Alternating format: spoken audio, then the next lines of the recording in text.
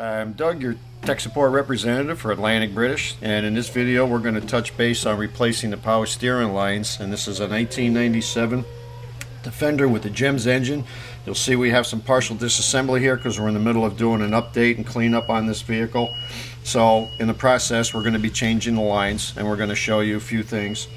And what you'll be getting is the three lines, one running from the pump to the reservoir, reservoir to the box, and then box back up to the pump.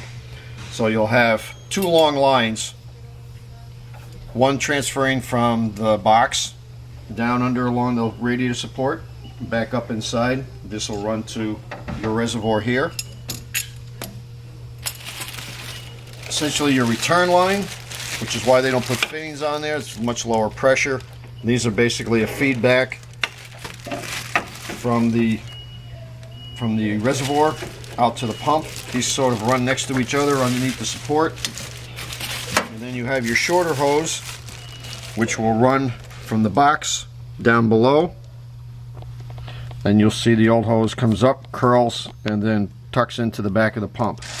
Now, a couple things is these lines on the pump are kind of difficult to get at with an open end wrench. If you're going to tackle this job, I would seriously suggest get yourself what's called a Crowfoot socket. You can put it on the end of an extension with a ratchet or a bar, and what that'll do is give you easy access to that. You can turn it much easier. Just overall makes the job so much simpler. Now in this case I took one line off so I could show you on the end of the line where your fitting spins.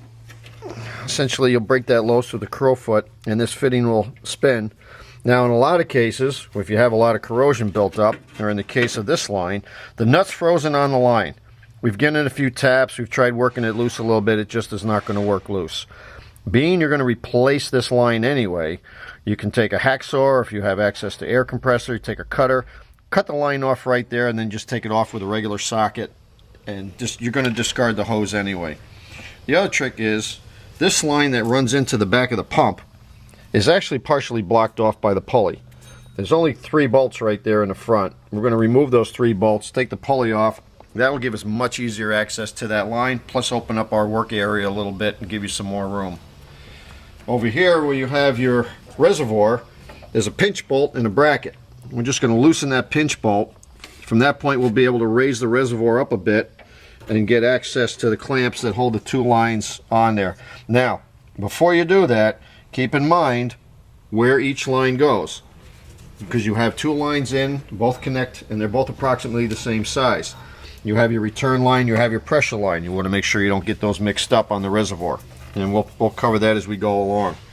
There are 2 brackets down at the bottom of this radiator support that hold the 2 lines in place.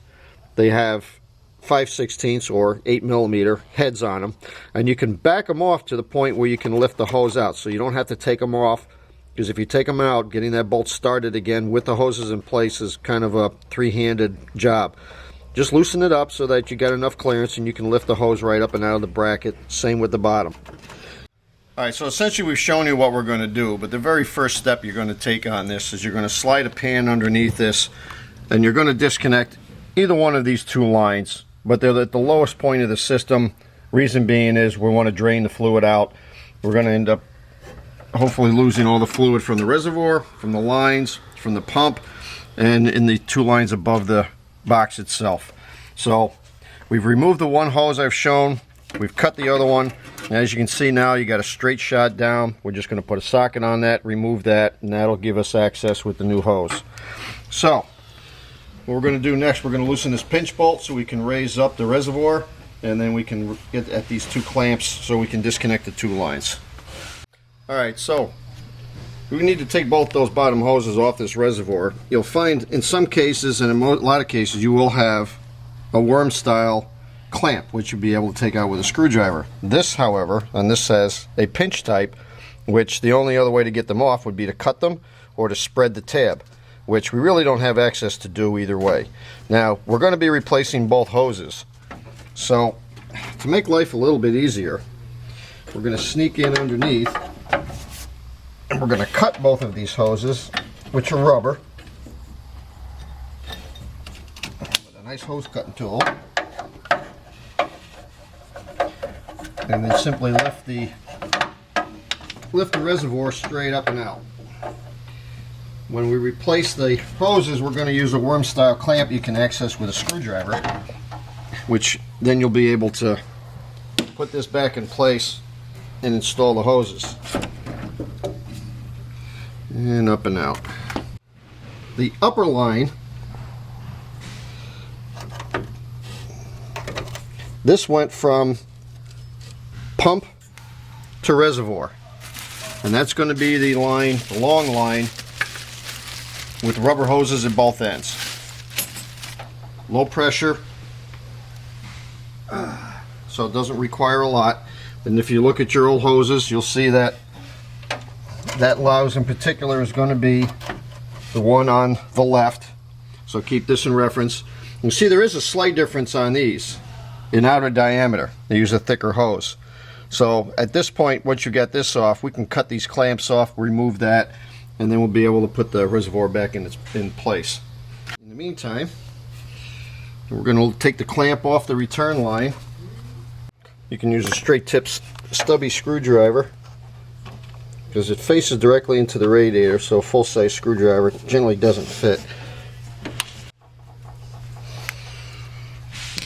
Alright. The hose is going to be a little stiff on that. You can take a long straight blade screwdriver, get up on top of the hose, and simply just pop it off.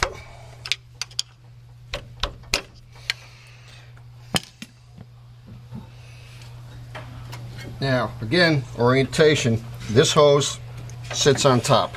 We're going to slip it out from behind the two clamps that we loosened at the bottom of the radiator. And there's your first hose. Now, if you remember, we mentioned earlier, we took the pulley off the front of the pump because we're going to have access now to the short hose. This is the one that we cut off because we weren't able to break the flange nut loose. We're going to hope it breaks loose on here. Alright, so we were able to run this out, take a 5/8 open end wrench, cracked it loose, came right out, which is nice. So this is your short hose running from the pump to the steering box. And then this will open up access so that we can remove the line that runs from the steering box over to the reservoir. Now remember, orientation, this one is going to come up on the right side of the reservoir and tucks into the bottom of those two clamps. Alright, so lines are out, system's drained. Now we basically want to wipe off the excess and whatnot, clean our area up a little bit. We need to still go and take a deep socket and an extension and just take that nut out so that opens up both. We want to wipe that clean. We don't want to get any dirt or debris inside the system.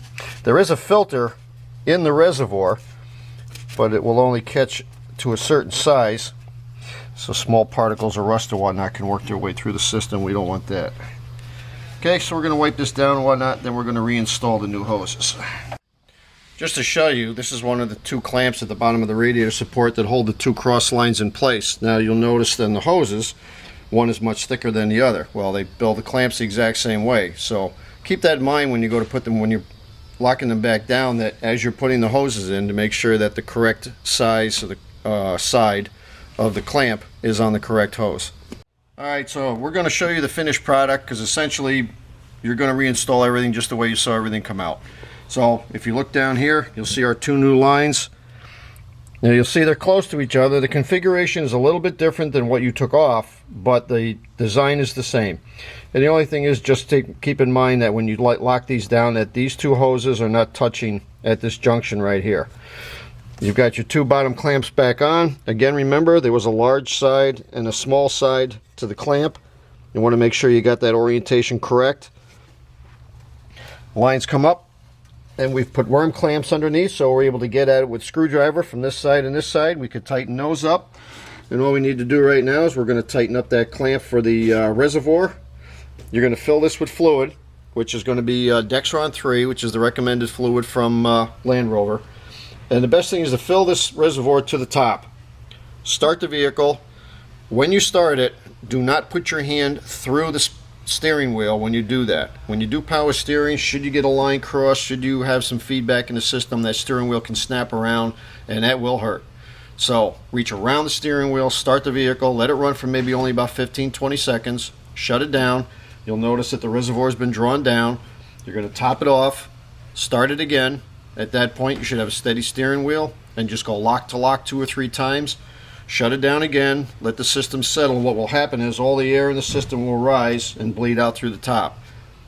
Then set your level correctly off the dipstick of your cap, and then you're good to go. You've replaced all your lines and you don't have to worry about it for quite some time. So again, I'm Doug from Tech Support, and when you're ready to change over the power steering lines on your Defender, just give a call to any of our knowledgeable salesmen at 1-800-533-2210. Thanks for watching.